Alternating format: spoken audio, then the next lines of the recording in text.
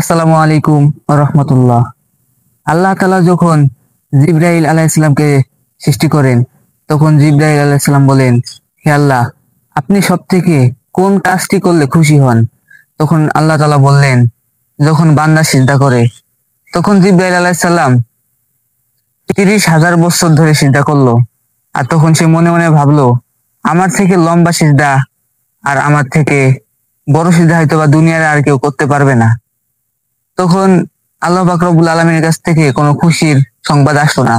তখন জিবরাইল আলাইহিস সালাম জিজ্ঞাসা করলো, হে আল্লাহ, আপনি কি আমার সিজদায় খুশি হন নাই? তখন আল্লাহ বলল, তোমার প্রশ্ন উত্তর আমি দিব, তার আগে তুমি আরশের আজিমের দিক তাকিয়ে দেখো। তখন জিবরাইল আলাইহিস সালাম আরশের আজিমের দিকে তাকিয়ে দেখলো, আল্লাহর নূর দিয়ে লেখা, লা ইলাহা ইল্লাল্লাহু মুহাম্মাদুর রাসূলুল্লাহ সাল্লাল্লাহু আলাইহি ওয়াসাল্লাম।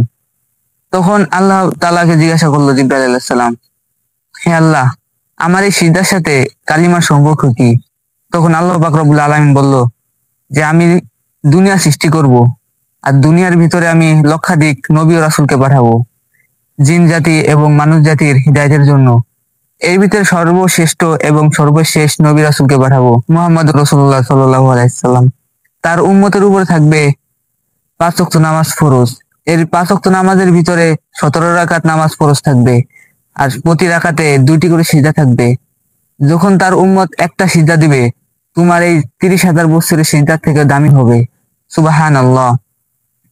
এই জন্য মুসা আলাইহিস সালাম কেঁদে কেঁদে বলতো, হে আল্লাহ, আপনি সেই নবীর উম্মত বানান আমাকে, যার একটা সিজদার কারণে জিবরাইল আলাইহিস সালামের 30 বছরের নেকি এক সিজদায় নিয়ে গেল।